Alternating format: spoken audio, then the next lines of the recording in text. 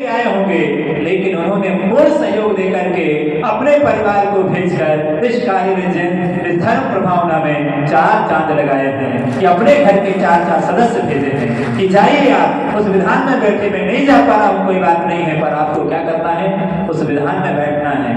अपने बेटे को पात्र बनाया होगा कि दुकान बंद कर दीजिए, चल जाएगी बाद में, पर तुम्हें क्या करना है, विधान में बैठना है, जाओ वहां पर बैठो। हो सकता है अपने बेटों को, अपनी बहुओं को, अपने परिवार को उन्होंने बुलंदी दी होगी, जाने के लिए उन्होंने प्रेरणा दी होगी। उनके लिए बहुत बहुत आशीर्वाद है कि जिन्होंने जैन धर्म के कार्यक्रम के लिए, संस्कृति को इतनी ऊंचाई देने के लिए इतना बड़ा प्रयास यहाँ पर किया है। और भी बहुत सारे लोग हैं, कमेटी ने भी बहुत बड़ा योगदान दिया, मानस बनाया कि महाराज इस कार्य को होना चाहिए। वो भी बहुत बहुत आशीर्वाद के बात है कि संस्कृति के धर्म की प्रभावना के लिए उन्होंने बढ़ चढ़ कर हिस्सा लिया। सारे युवा लोगों ने भी बढ़ चढ़ कर हिस्सा लिया और सारे पुरुष मंडल, महिला मंडल, बालिका मंडल, सब लोगों ने इतने समय अपनी पढ़ाई को, अपने परिवार को, अपनी दुकान को, सबको छोड़ करके और उन्होंने इस संस्कृति के धर्म की प्रभावना के लिए आगे आए और हमेशा आगे आते रहेंगे। क्योंकि हमारा सम्मान, गुरु का सम्मान तो यही है कि गुरु की आज्ञा का पालन करते रहो। यही सबसे बड़ा गुरु का क्या है, सम्मान है। सम्मान ये नहीं है ताली बजाना, महाराज ने ताली बजा दी, महाराज का सम्मान हो गया। महाराज का सम्मान, सैनिक का सम्मान किससे होता है, हम सीख लेना कि सैनिक का सम्मान तो यही होगा कि भगवंतों का सम्मान होता रहेगा।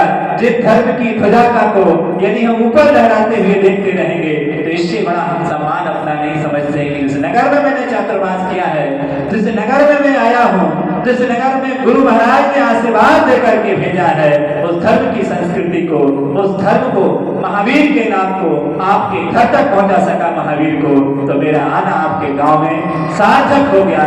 कि कम से कम मैं आया था और मैंने गलत निर्णय नहीं लिया, मैंने एक सही निर्णय लिया कि यहाँ के युवाओं को, यहाँ की माता बहनों को, यहाँ के लोगों को मैं भगवान महावीर की सत्य अहिंसा का पाठ पढ़ा सका, इनके घर तक उस अहिंसा को भेज सका। तो मेरा आना आपके बीच में सार्थक हो गया। और मेरे आने से यदि तुम इंसानियत का तुम्हारे जीवन में जाग जाएगी, इससे बड़ा पारितोषिक, इससे बड़ा इनाम मेरे जीवन में कोई दूसरा नहीं हो सकता। कि मैं एक ऐसे स्थान पर मैंने छात्रावास किया जहां पर मैं किसी को शैतान नहीं, किसी को शैतान से परमात्मा बनाने में सफल हो गया। यही मेरे लिए सम्मान होगा कि मैं कम से कम परिवारों को जोड़ सका, परिवारों को लिए आग नहीं बाग लगाने के काम में आया। कम से कम पिछड़े हुए परिवारों को, भाई भाई के बीच पहले जो दुश्मनी है, भाई भाई एक दूसरे से कतरा रहे थे, कम से कम अनेकता में एकता के बीच हो सका। मेरा छात्रावास यहाँ पर क्या हो गया, सार्थक हो गया। कि उसमें आने पर, साधु के आने पर और हमारे और आपके एक साथ बैठने पर यदि कुछ क्रांति उठ सकी समाज में, समाज अपनी बुराइयों से अपने आप को बचा सकी, अनेकता में एकता स्थापित कर सकी, हमारा और आपका बैठना क्या हो गया, सार्थक हो गया। वरना एक साथ तो जानवर भी बैठ जाते हैं। यदि हम आप बैठ गए तो कोई बड़ी बात नहीं, एक साथ तो कुत्ते भी बैठते हैं, बैठने को तो कोई बड़ी बात नहीं। कुत्तों का भी झुंड होता है, जानवरों का भी झुंड होता है, पशुओं का भी झुंड होता है, एक साथ दिखते हैं, बैठते हैं और उन्हें कोई क्रांति नहीं होती है। सभा उसका नाम है, एक दूसरे के मिलने का नाम उसका है, जहाँ क्रांति होती है, एक दूसरे के प्रति सद्भावनाएं आती हैं, एक दूसरे के प्रति मानवता का भाव आता है, एक दूसरे के प्रति सेवा का भाव आता है, वो कहलाती है सभा, वो कहलाते हैं लोग। एक साथ बैठ करके उन्होंने अपने और दूसरे के जीवन को उत्थान करने का उन्होंने संकल्प किया, तब तो हमारा बैठना आपका सार्थक हो गया।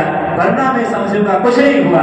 तो पशुओं का झुंड मिल गया था जानवरों का, और उसके बाद सांप हुई और वो क्या हो गए, सांप भाग गए अपने अपने में। बड़े जी ने कितना इकट्ठा कर पाया, उसका भी व्यर्थ रहा, इकट्ठा करना व्यर्थ रहा कि वो डंडा ठोकता रहा और क्या रहा,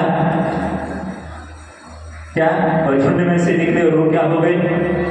कम से कम झुंड में हम मिल गए हैं, हम जानवर न रहें, कम से कम जानवर से इंसान बनेंगे, एक दूसरे के प्रति पूरक बनेंगे, एक दूसरे के प्रति राग द्वेष बुराइयों को यहाँ पर छोड़ेंगे, आत्मीयता का भाव रखेंगे। और यह नियम संकल्प के साथ आज का विधान प्रारंभ होगा कि जिस विधान में इतनी बड़ी मेहनत की, देखिए विधानाचार्य ने बहुत प्रभावना के लिए, इस कार्यक्रम के लिए रात दिन लग करके आप भले चले गए, लेकिन वो आपकी व्यवस्थाओं में लगे रहे। फिर सुबह से उठ करके भैया फिर लग गए, कितनी मेहनत की है। शायद आपका नौकर भी चौगुनी भी पैसा दोगे तो इतनी बड़ी कितनी बड़ी मेहनत नहीं कर सकता। लेकिन एक विधानाचार्य होकर के कि नहीं महाराज, मैं भी कहता था क्यों लगे हो, परेशान हो रहे हो, नहीं करना है, बहुत अच्छा कार्यक्रम हो सके, इसके लिए जी जान लगा करके आपके बीच में यहाँ पर एक स्वयं भाई एक पुजारी का काम किया। आपके बीच में दो तीन पुजारी की जरूरत थी, लेकर बता हमने कहा बुला लो, तो क्यों परेशान हो रहे हो, तो बोले महाराज हम अकेले ही कर देंगे। देखिए कितनी अच्छी उत्साह है। अरे और कोई होता है तो 5 बुला लो महाराज जी, हमारा काम बढ़ जाएगा, लेकिन नहीं, क्यों पैसा बर्बाद कर रहे हो, हम अकेले कर लेंगे महाराज जी। देखिए सेवा का भाव कितना बड़ा है कि हम अकेले कर लेंगे इस कार्य के लिए। कितने अच्छे संगीतकार वहां से आते, उसने बहुत बढ़िया मेहनत आपके लिए दी है कि आपके भावों में गिरने ना दें। ये सारी तमाम पूरी टीम आपकी सेवा में जुटी रही कि ऐसी टीम ने कार्य किया, तब इस कार्य के लिए आप आगे कार्य कर पाए हैं। तो हम सब लोगों का बहुत बड़ा पुण्य था। इस कार्य को हमने यदि दी है, इन सारे तमाम लोगों की मेहनत और महाराज के साथ में रही है, तो महाराज की मेहनत होगी कि नहीं होगी, थोड़ी बहुत होगी।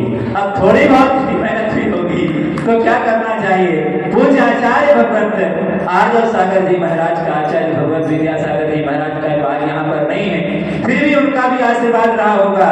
तो आचार्य भगवंत से मैंने निवेदन किया था कि भगवंत यहाँ पर बिहार रथ है, यहाँ की समाज इस कार्यक्रम को करना चाह रही है। आर्य सागर जी महाराज से पूज्य गुरुदेव यहाँ की समाज को आपके आशीर्वाद की जरूरत है। ये चाहते हैं कि यहाँ पर कार्यक्रम बहुत अच्छी तरह से संपन्न हो। मैंने यह संदेश गुरु चरणों तक भेजा था और उन्होंने वहां से दोनों हाथ उठाकर आशीर्वाद दिया था कि यह कार्यक्रम बहुत अच्छा, 4 चांद लगेंगे, मेरा उसमें आशीर्वाद है। जिन गुरु की कृपा से, जिनके आशीर्वाद से मैं इस कार्यक्रम को इतनी गति दे पाया हूँ, इतना ऊंचा देख पाया हूँ, ये सब इतनी बड़ी प्रभावना हो पाई है, ये सब उन गुरु महाराज का आशीर्वाद है। काश यदि उनका आशीर्वाद नहीं मिला होता तो पता नहीं आज हम इस कार्य को सच्चाई तक देख पाते या नहीं देख पाते। पर गुरु महाराज का आशीर्वाद का चमत्कार रहा, मेरा कुछ नहीं। मैंने जो भी सुनाया है वो सब उन्हीं का ही कार्य है। मैं तो शेष बांस था, गुरु ने बांसुरी बना दिया। उनकी कृपा दृष्टि थी, जिन्होंने मुझे जैसे नालायक को लायक बनाया और सुगद्धि पर मुझे बिठा दिया। मैं अनंत उपकार मानता हूँ पूज्य आचार्य भगवंत का, जिनकी कृपा दृष्टि से मैं जो कुछ भी आपके सामने रख पाया, जो भी इसमें प्रभावना हुई होगी, आपको अच्छा लगा होगा। ये पूज्य उन गुरुवरों का आशीर्वाद है, उन पूज्य आचार्य भगवंत का आशीर्वाद है, जिन्होंने दीक्षा देकर के मुझ जैसे युवा पर बहुत बड़ा उपकार किया। ये सारा श्रेय उन गुरु महाराज को जाता है, जिन्होंने इसके काबिल समझा और आशीर्वाद दिया। हम सब लोग ऐसे उन गुरुओं के हमेशा भक्त बने रहें। हवन करने से पहले हम अपने जीवन में एक संकल्प जरूर लेंगे। इतने सारे लोगों ने उपकार किया है कि हमारे साथ सबके ऋण से मुक्त होने के लिए कि मैं भगवान किसी का ऋण नहीं लूंगा, गुरु का भी ऋण नहीं लूंगा, गुरु का भी ऋण चुकाने की साहस रखो अपने अंदर। क्या तुम गुरु का ऋण चुका सकते हो?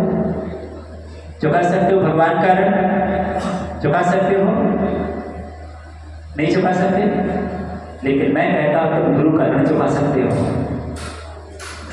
क्या कर सकते हो? गुरु का अनंत उपकार हुआ तुम्हारे ऊपर, अनंत बार उन्होंने उपकार किया। इतने उपकार होंगे तुम्हारे जीवन में कि पूरी जिंदगी भर भी गिनोगे तो भी कम।